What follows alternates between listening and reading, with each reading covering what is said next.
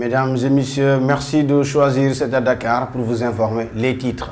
Macky Sall a fait face à la presse hier à la salle des banquets au Palais de la République. Il a réaffirmé sa volonté de lutter contre la corruption. Le ministre des Sports Malick Gakou a annoncé hier également la volonté du Sénégal à organiser la Coupe d'Afrique des Nations de football 2019. Et en saut, Ndis Kaba Badji vient de réaliser l'exploit de 8,17 m lors des interclubs en France. Je vous le disais au sommaire de cette édition, le chef de l'État Macky Sall a réaffirmé sa volonté de lutter contre la corruption. C'était lors de la conférence de restitution donc de la mission des services de l'État tenue au Palais de la République. Les Sénégalais rencontrés dans les artères se sont prononcés. Mamadou Diop. Vous savez, depuis que l'ancien régime a quitté, bon, on a constaté qu'il y a eu beaucoup de magouilles. Bon, maintenant, puisqu'il a décidé de faire cette nouvelle, qu'il essaie de sortir cette nouvelle loi. C'est une très bonne décision parce que si pour nous, pays africains, si on veut vraiment se développer, il faut lutter contre la corruption parce que c'est un véritable frein au développement de l'Afrique et surtout de la jeunesse africaine. Éradication du VIH-Sida dans les entreprises du Sénégal, tel est le but donc, du Bureau international du travail en collaboration avec les travailleurs syndicaux du Sénégal.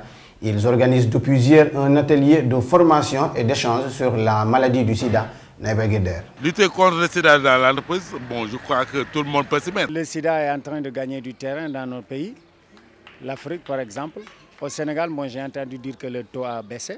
Le Sénégal est candidat à l'organisation de la Coupe d'Afrique des Nations 2019. C'est l'ambition affichée par le tout nouveau ministre des Sports, El Hadji Malick Gakou. Il était question de redéfinir aussi le nouveau statut des anciens internationaux du football.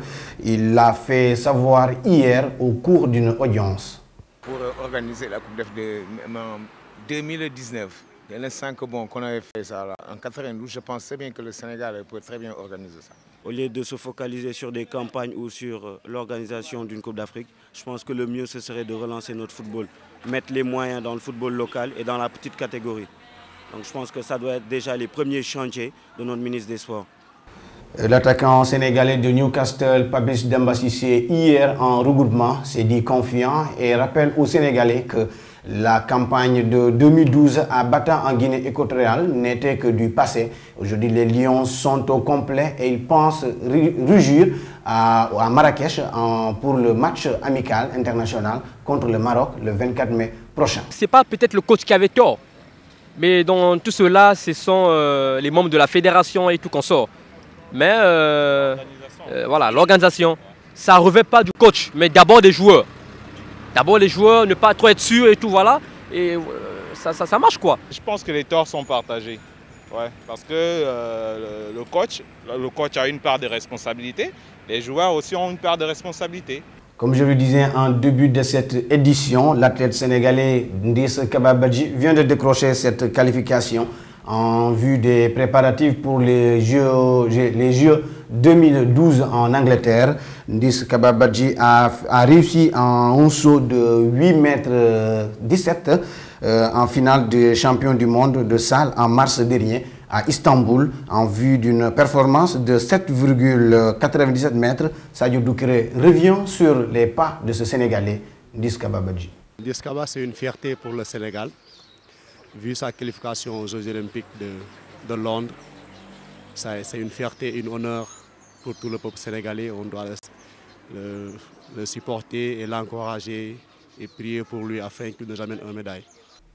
Je vous lis un communiqué qui vient de nous parvenir.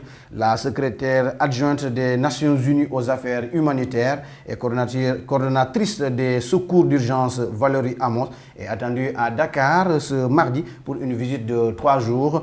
Objectif, évaluer le niveau de la réponse à la crise alimentaire et nutritionnelle au Sénégal et dans le Sahel. C'est sur ce communiqué que se termine cette édition du journal télévisé de C'est à Dakar. Merci de votre fidélité. Au revoir.